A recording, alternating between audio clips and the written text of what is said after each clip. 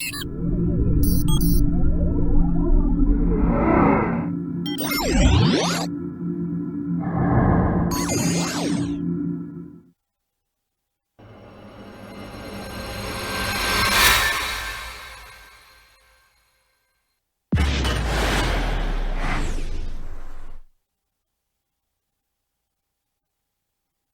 following content is not intended as a substitute for professional medical advice, diagnosis, or treatment. Always seek the advice of your physician or other qualified health provider with any questions you may have regarding a medical condition.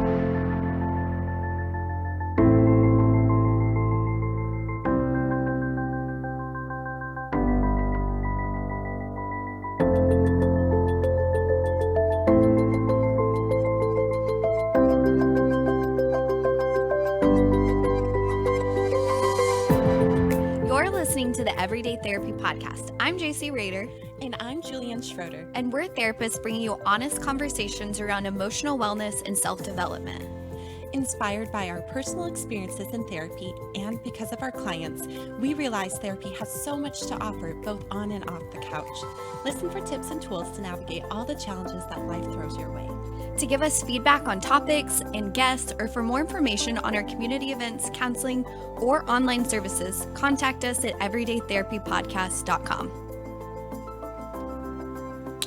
And you can find us at White Rock Counseling, where we do individual sessions for therapy, yoga. We teach mindfulness. We are also offering online services.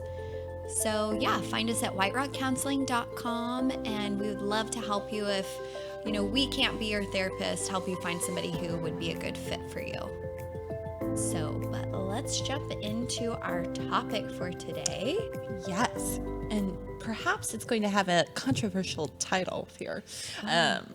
Ziggy laughed when he was asking what we were talking about earlier, and I said one of the episodes is going to be why the holidays aren't always happy. Right? Happy holidays isn't always the case. Happy holidays. Stressful holidays to you. Yes, an anxious holiday to you. Depressing holiday to you. Yeah, no. We're not wishing it upon you, just acknowledging it. Yes. Right? Yes. I want to make that clarification.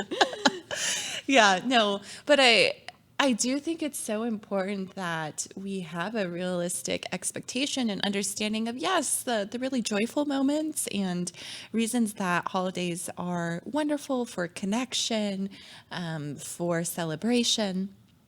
And for those that have mental health concerns, and or just if you're human, you might be immune to some of the holiday stress. You might not be immune to some of the holiday stress. That's what I mean. Yeah. Thank you. Absolutely. And there's so much that goes into it. I feel like my caseload significantly increases during the holidays. Yes. What would you say the biggest reason is? Family. Okay, let's start there. For sure, it's family. Yeah. I don't know if you've heard this quote, but it's by Ram Dass. If you think you're enlightened, go spend a week with your family. Oh, yeah. I feel like you revert back. You do. Yeah, to like childhood role. Yes. Your birth order. Yeah, conflict. All of it. No. And you can't see it rationally. Like, no. Oh, that's just mom being mom. Yeah. No, you might have more acceptance and space and ability to understand that. But yeah, as we both know, and as we share with our clients, that a lot of roles are set, and then in times of stress, we come back to the roles that perhaps aren't as helpful, right? So if you're the type that, gets riled up and aggressive over the smallest things, or if you find yourself, shutting down and people pleasing, like it just happens. Yeah. Well, and there's so much past in history there. So it's not like I'm interacting with my partner who I've been with for 2 years, but it's like 30 years of experiences that I might not even be aware of that like are bubbling up too. Yeah. So not to sound all doomsday in that you can't with the help of, the work that you've done through therapy or reflection, growth, just maturing into adults and I guess finding new identities, but to anticipate that you might be challenged Absolutely. being with family. Yeah. Yeah. I think there's a little bit of relief in that, like kind of like a weight off my shoulders of like, I don't know, it's very normalizing. I think being a therapist and knowing so many other people struggle with the holidays of like, wow, this is really normal of what I'm feeling. And, it's different for people who don't get to hear people's experiences around the holidays of knowing that. So you're not alone in this if you do struggle with the holidays, family. Yeah, exactly. So family can be stressful because oftentimes around people that we feel comfortable with, right, we can perhaps just take advantage of that. And conflict can just happen more easily. Absolutely. Yeah. Yeah, for sure. Yeah, and I was just thinking about like expectations too, of like maybe things will be different or like people in the family will be different, I guess. That's like got me in trouble in the past. Showing up to or not even just like the day of, but even like planning it. Like, man, my family doesn't plan. Like, this is making it really hard on me. Yeah.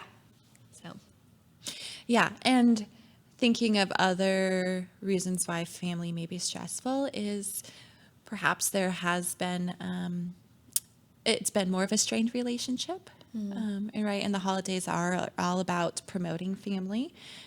And perhaps you've done a lot of work. I know sometimes with clients, they have to get to a point where they understand if family members have been abusive, that really what is in their best interest is actually limited contact, if not no contact. yeah. Right. And you can't really avoid that during the holidays. Sometimes. So if you are like seeing family and whatnot, and you said earlier, if family is abusive, like I don't know, I just think of that definition of trauma and like anything less than nurturing can be traumatic, like on a spectrum, right? So I think that's important to think about. Like maybe you can't connect with the idea of a family member being abusive, but like you've had experiences probably to where it's been less than nurturing with family. Yeah, no, thanks for saying that. So, yeah, for example, perhaps there's a family member that is really self-focused, and you find that when you're in their presence, that you feel ignored, unimportant.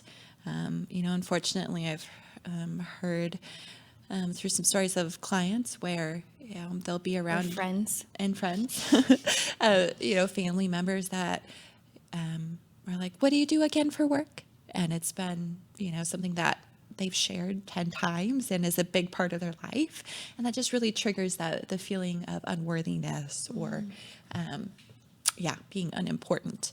So thanks for sharing that. Yeah, abusive can be a strong word, but anything less than nurturing. Yeah. Yes. Absolutely. And then another reason why family isn't always so happy around the holidays is that you might not have as much family, whether it's,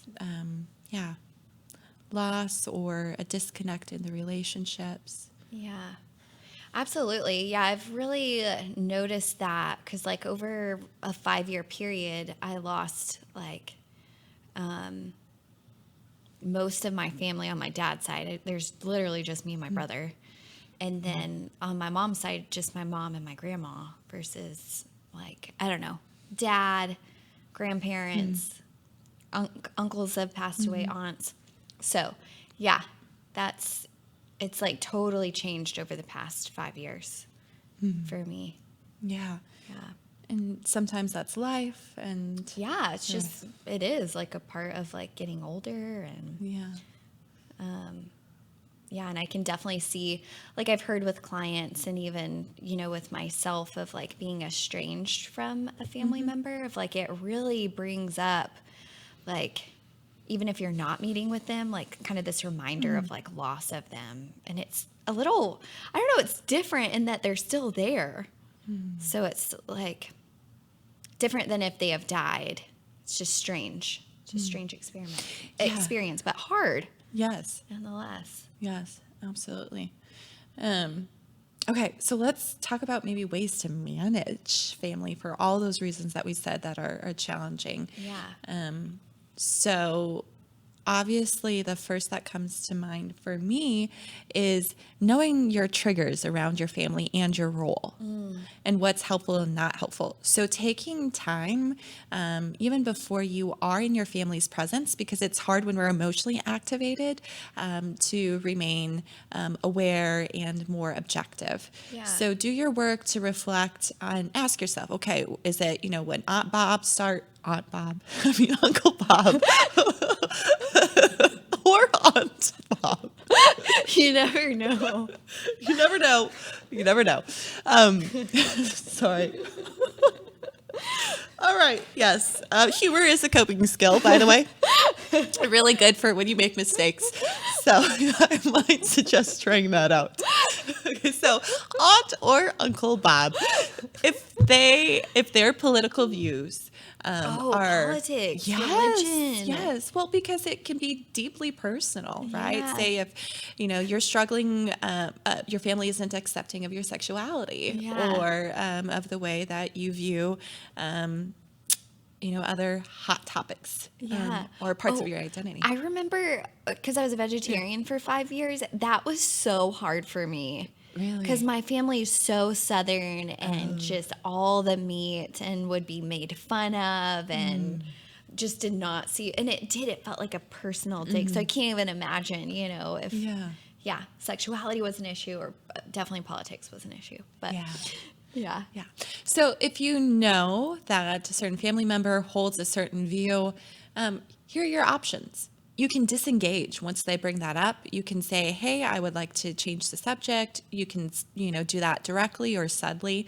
You can get up and leave the room. You can, should you feel like you need to speak your truth, share your input constructively, and then ask to change the subject. But it takes a little planning. Absolutely. Yeah. I think that like what you're saying of like this, like being aware of yourself, being reflective, having insight of your own stuff, and then going into it, like, am I going to be authentic? Like, is it most important for me to be authentic and be true to myself? Or one of my mantras is, how do I not make this situation worse? And so it might be getting up and like walking to another room, going to the bathroom or something like that. Yeah. No, I love that. And here's a thought too. I mean, depending on because if it is very triggering, it's okay to enlist support.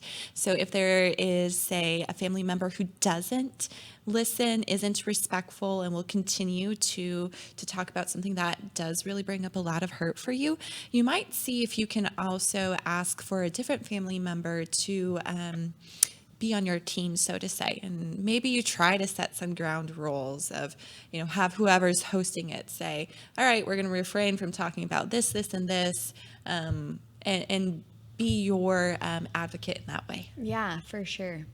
I like that. Yeah. What are your thoughts on handling all that comes with family? Yeah, I think about another situation that I don't really have a problem with, but in that my family's so small, but people with big families or you're starting a new family, right? Of like, you're just getting married or having kids and everybody kind of wants to be at the same place at the same time. So really having to know what's best for you and for your family and kind of deciding that versus like being pulled. I remember growing up, because I was in a blended family, we would go like 4 different places because my grandparents were separated, parents were separated, and then we would have our own stuff. So it was like chaotic versus like now I can see, family members or friends who are saying, having to say no to their mom. Like, we're spending Thanksgiving at our house. And that's really hard. But yeah, having boundaries, having being proactive, having conversations beforehand, like this is what's best for us. You can come here if you want to. Or yeah, we can get together for lunch over the weekends. So I think that that's been super helpful for some of my friends who are in that situation. Yeah, no. And with, getting married soon for myself, me and my partner, like trying to create our own like family traditions, which is helpful with having lost so much family, of like kind of this new, I don't know, it's like kind of the, and I mean, you don't have to do this with a partner. Like this can be for yourself of like, we decided this year to do the turkey trot and like trying to make that a ritual, and you're doing it with us. Yes. Yeah. So, yeah, I think that can make it like being proactive there. Of like, if you don't have like a family to go to, like one year when it was just me and my dad, brother was I think he was like doing something with college or baseball, and it was just me and him. And so we went to like some of our extended families, and we like had to ask like, hey, can we come to your Thanksgiving or Christmas, whatever it was. Doing that with friends, having Friendsgiving. Because I've heard a lot from clients, and then also felt this experience myself of, being like sometimes really lonely. Yes. And feeling like I'm the only one who doesn't have family, has family issue, or, can't go be with this family member for whatever reason. Yeah, that is such a big contributing factor to why the holidays do bring some mental health concerns, depression, is that loneliness and isolation. We'll talk more about that. But do want to also think to a practical tip for when you're trying to set boundaries, whether you're choosing where you're going. And if your response, like knowing yourself, is if you feel guilt more than the average person, it may be that you find somebody that you trust, whether it's a therapist or somebody who knows you well, that can be able to help you navigate that. Absolutely. Right. That's a hard feeling to go against, Yes. or just to deal with. Yeah. Yeah. Yeah. Another practical tip, setting, I guess, sort of strict timeline. I don't know if that's the word I want to say, but essentially time limit. time limit. There you go. Thank you. So perhaps instead of the whole weekend, it's one day. If it's really hard for you to be in an environment, maybe it's a couple of hours. Giving yourself permission to take breaks, whether you go outside and take a walk around the block, hide out in the bathroom, Yeah. right? Go to the store claiming to get extra stuff, Yeah. extra milk and eggnog. Yes, yeah. My fiance, he'll go on walks when he's with family, and he had to let me know that like up front, like, hey, sometimes, family, it's chaotic with the kids running around, and I have to have my alone time. And I love that. Like I can see like when he kind of needs to take that. Yeah, that's really himself. healthy. Yeah. And I did also want to speak to what you were saying earlier about being able to be aware of your expectations for people changing, and knowing that we can't have control over others. And so this radical acceptance for, family members being who they are, yet if you feel like you are being hurt by them, you have the right to enact those boundaries and leave or limit your time or speak your truth. But also just, really being honest with yourself. Are you asking something of them that they cannot give? Absolutely. Right. Yeah. And I think having to revisit that probably. Yes. A lot. And deep breathing while you're doing that is really helpful too. Yeah. Right. And remind yourself, okay, what can I change about myself and my reaction? How do I take care of myself? Yeah, I like the idea of like the street, like I take care of my side of the street and they take care of their side of the street, but really trying to see like it's easy to just like look at everything Uncle Chester's doing wrong, or I don't know, mom or whoever. But like what could I do better? And that's really all you have control over. Whether that be setting a boundary or something else. Yeah, and also maybe practicing to notice the times that you have with a challenging family member that are more neutral to positive, and not Yeah. out of like needing to negate any sort of the struggles that you've had, but just understanding when the tendency is to always nitpick, look at the negative, try to just be aware of that.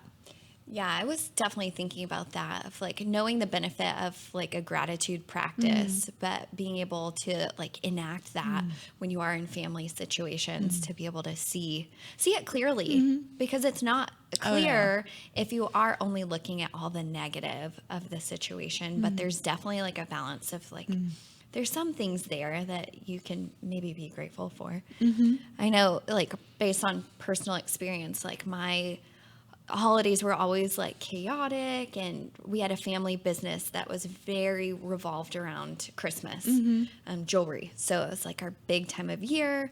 So yeah, my family, they were depleted, they were tired, mm, and it wasn't like, picture perfect, or what you see on TV or what my friends had at all. And so I remember thinking, like, I just wish this is like an adulthood. I just wish I could travel and get away during the mm, holidays. I didn't have to do this. And now I look back and think, like, oh, there was so much that was so beautiful mm, about that.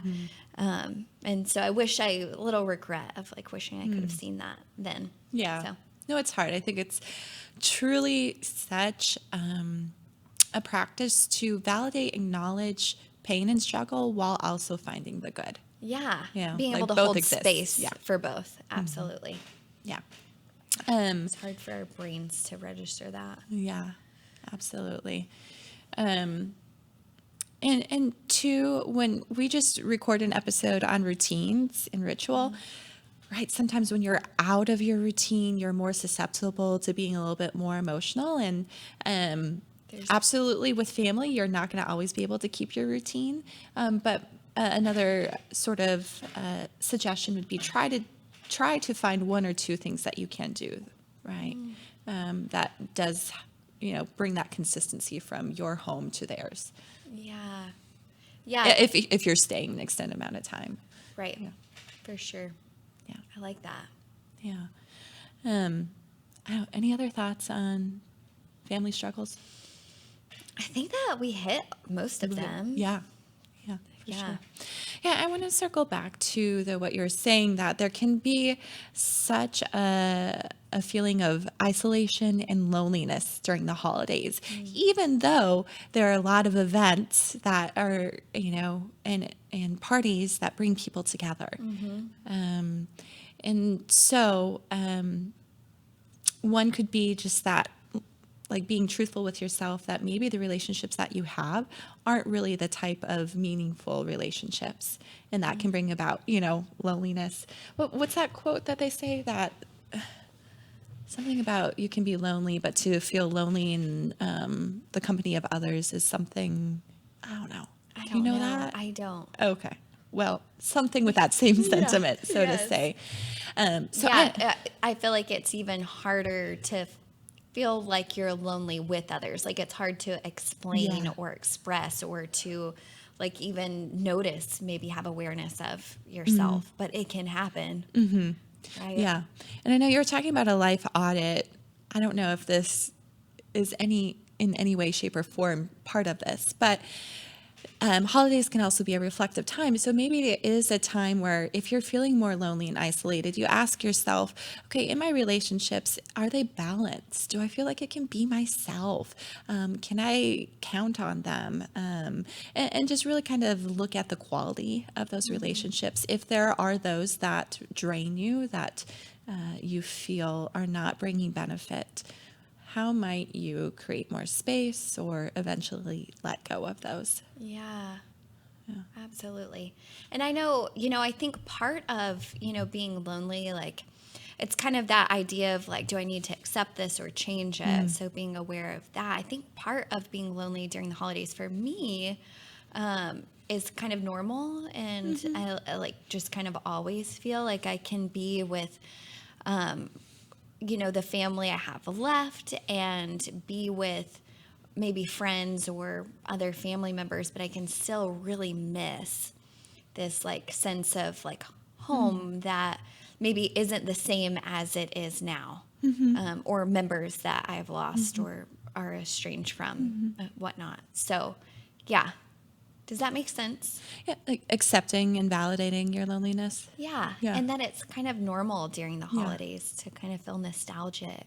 Yeah. I know I've heard from some people of like, maybe they haven't lost anybody, but it's just like different from when they were a child.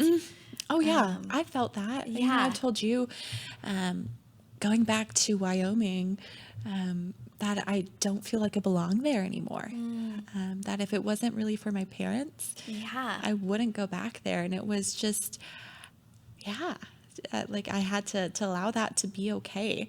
Not that I anticipated or had any desire to move back there permanently, but you're right. We create these memories, these experiences, or, and Expectations. Yeah. Yeah. And just acknowledging that there is loss and change, even if the change is for the better. Yeah.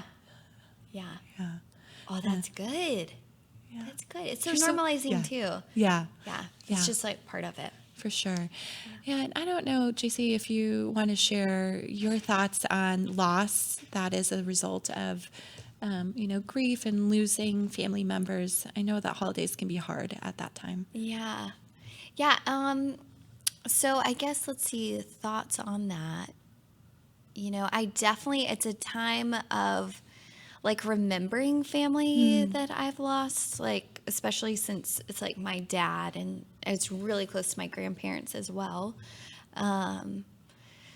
So it's really helpful for me to think about them and kind of create. So in grief, in grief counseling, we call this continuing the bond, but like having some type of way for me to connect with them. So whether it be, just sharing about this family member with somebody, or doing a tradition that we used to do together. But yeah, something that makes me feel like still connect, like bringing them into my life now is super helpful for me. But yeah, it's really hard sometimes, and sometimes it's not. And that can be like confusing at times too. Like, wait, why am I this not as isn't sad as I should normal. be? This Yeah, isn't quote, unquote. how I Yeah. normally feel, Yeah. Yeah. A lot of that guilt comes out. It's such a mix. But yeah, is there anything like specific that you think would be helpful in talking about grief and loss? Yeah. I think you hit on that. And for me, I've had some grandparents that have passed away, and just being able to talk and share memories and look at old photos. Yes.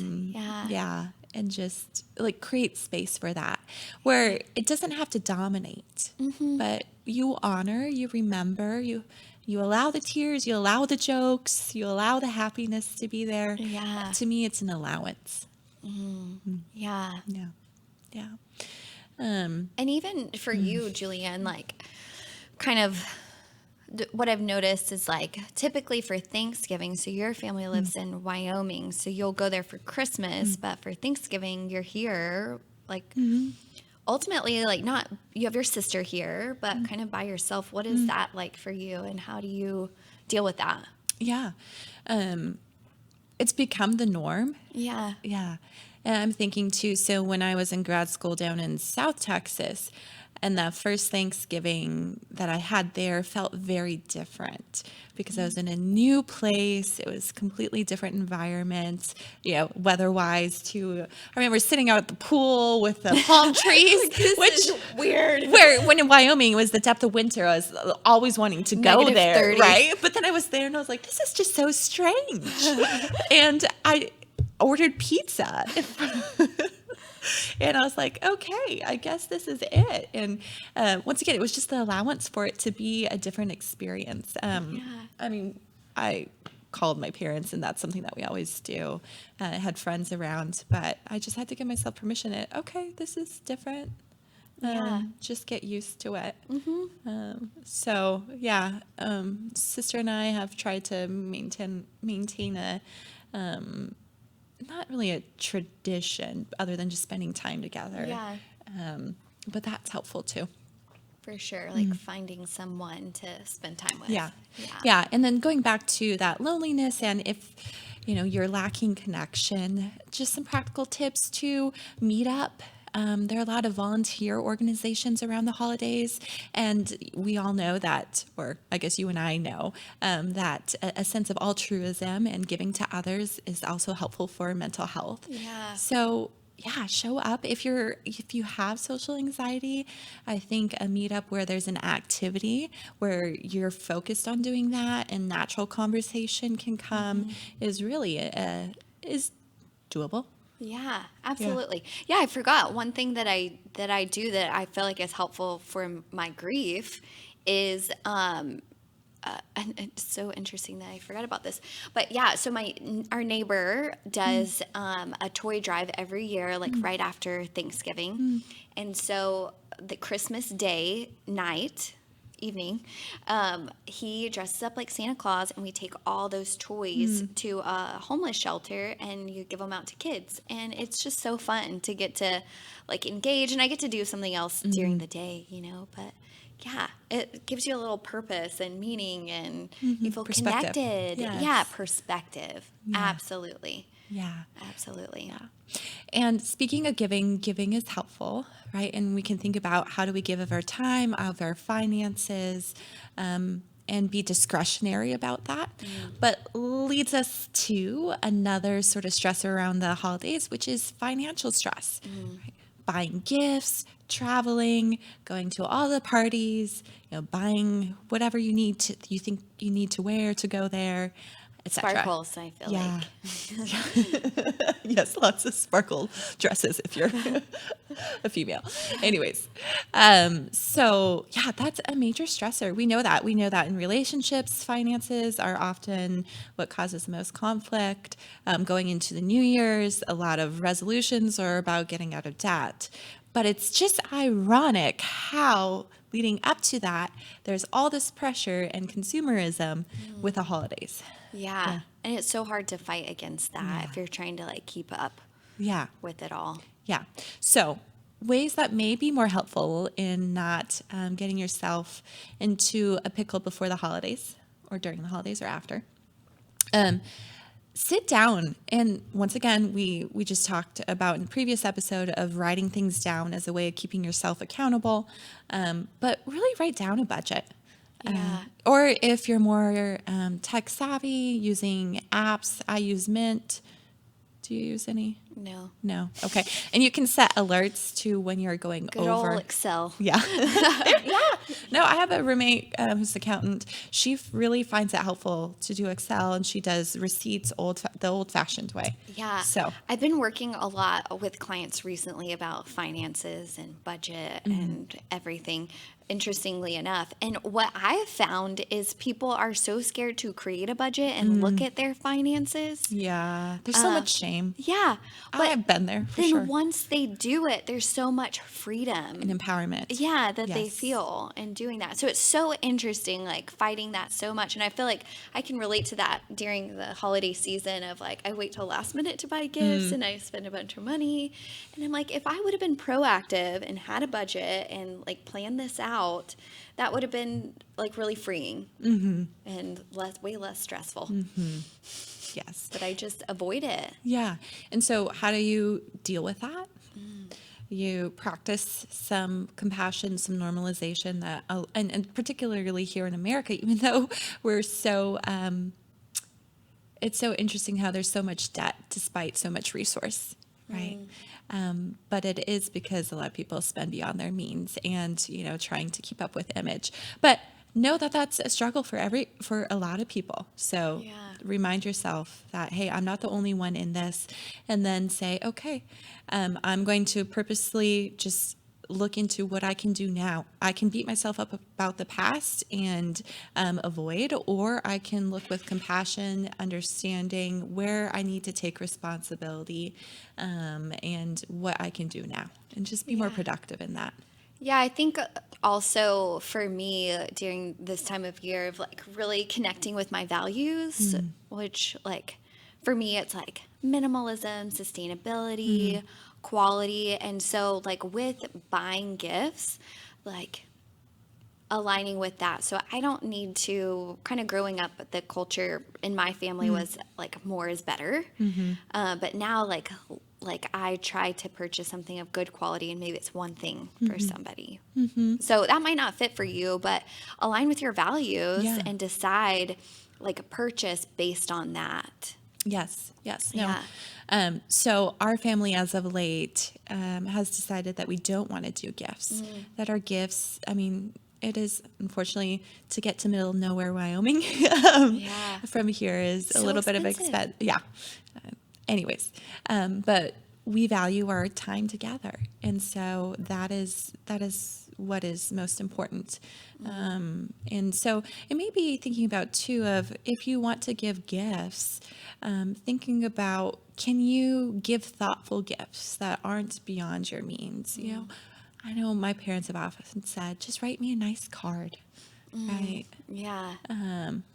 Yeah, and I feel like you're good about, like, I know you've been really working on like your budget the past couple years of like kind of making something and crafting things, and And that can be a fun party yeah, it's been where it's not all fun. about like food and drink. Yeah, Yeah. absolutely.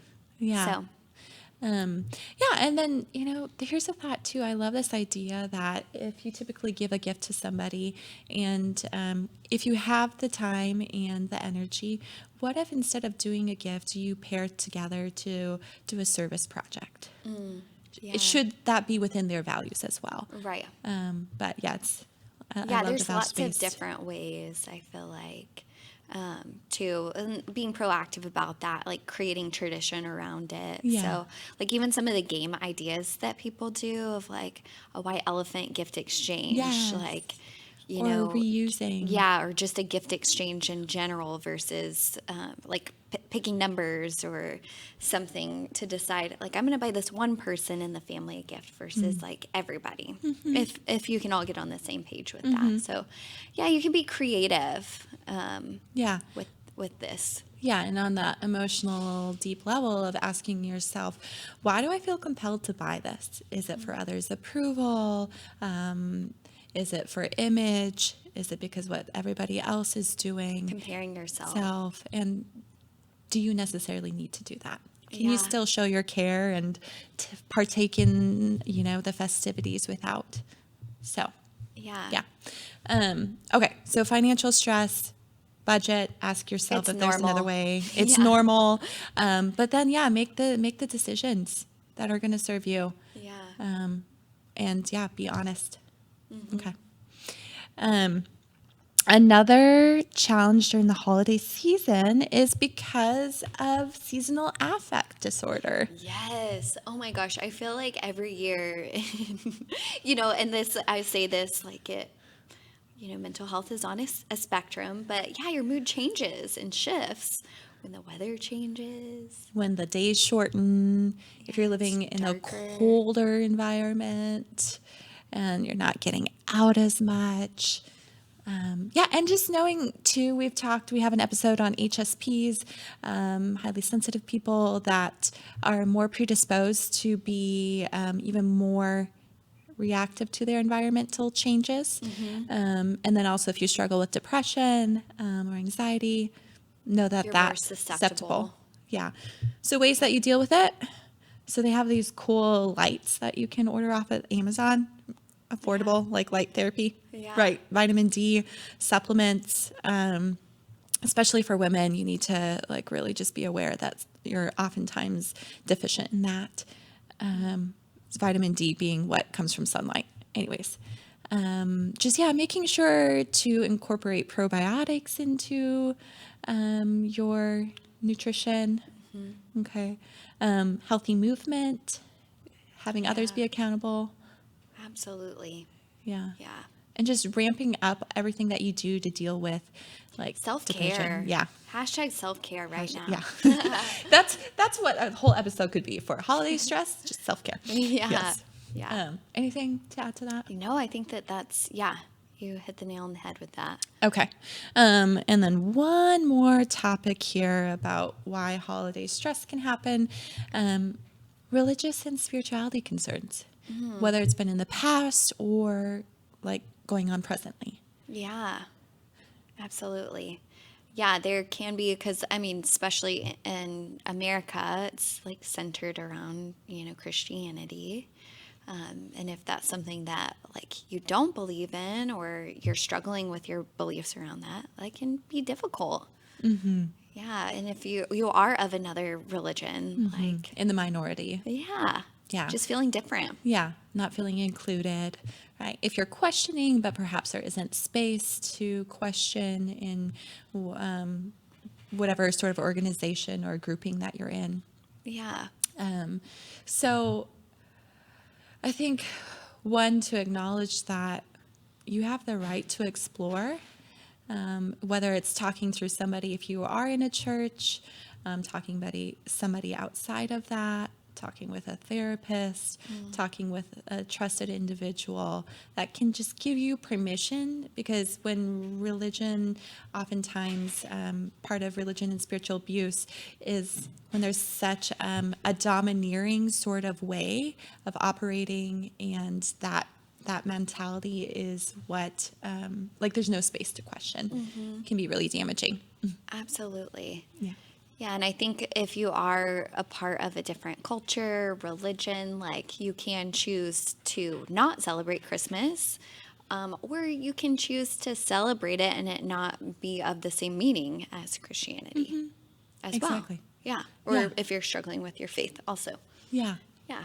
And so this is a plug for you to listen to our other episode. But when we think about, yes, spiritual health and well-being is necessary, because it creates ritual, and ritual brings about connection.